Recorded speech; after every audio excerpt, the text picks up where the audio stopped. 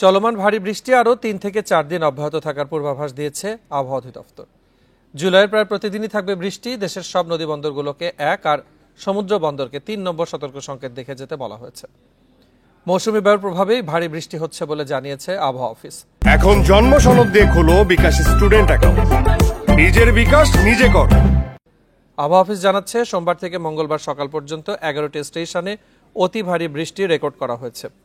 এর মধ্যে সর্বোচ্চ বৃষ্টি রেকর্ড করা হয়েছে সিলেটে ২৫৪ মিলিমিটার। শুক্রবার পর্যন্ত দেশের সব বিভাগের বেশিরভাগ জায়গায় অস্থায়ীভাবে দমকা হাওয়া সহ হালকা থেকে মাঝারি বৃষ্টি, এমনকি বজ্রসহ বৃষ্টি অব্যাহত থাকতে পারে। লঘুচাপ না থাকলেও মৌসুমী বায়ু সক্রিয় থাকায় এর প্রভাবে সমুদ্র বন্দর ও উপকূলীয় এলাকায় ঝোড়ো হাওয়া বয়ে যাওয়ার আশঙ্কার কথা বলছে অধিদপ্তর। সিলেট ও চট্টগ্রামে পাহাড় ধসের সম্ভাবনার কথা বলছে আবহাওয়া অফিস। একই সঙ্গে বঙ্গোপসাগরে অবস্থানরত মাছ ধরার নৌকা ও ট্রলারগুলোকে পরবর্তী নির্দেশ না দেওয়া পর্যন্ত উপকূলের কাছাকাছি থেকে সাবধানে চলাচল করতে বলা হয়েছে।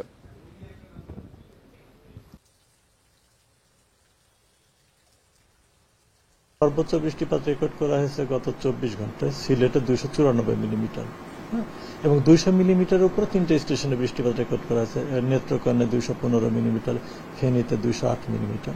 বৃষ্টিপাতের সঙ্গে বজ্রপাত বৃষ্টি হচ্ছে এবং বজ্রপাতের সম্ভাবনা আছে। এখন বৃষ্টি হলে বজ্রপাতের বা বজ্রবৃষ্টির সম্ভাবনা থাকে। চট্টগ্রাম এবং সিলেট বিভাগের পাহাড়ি এলাকায় ভূমিধসের কথা বলা হয়েছে।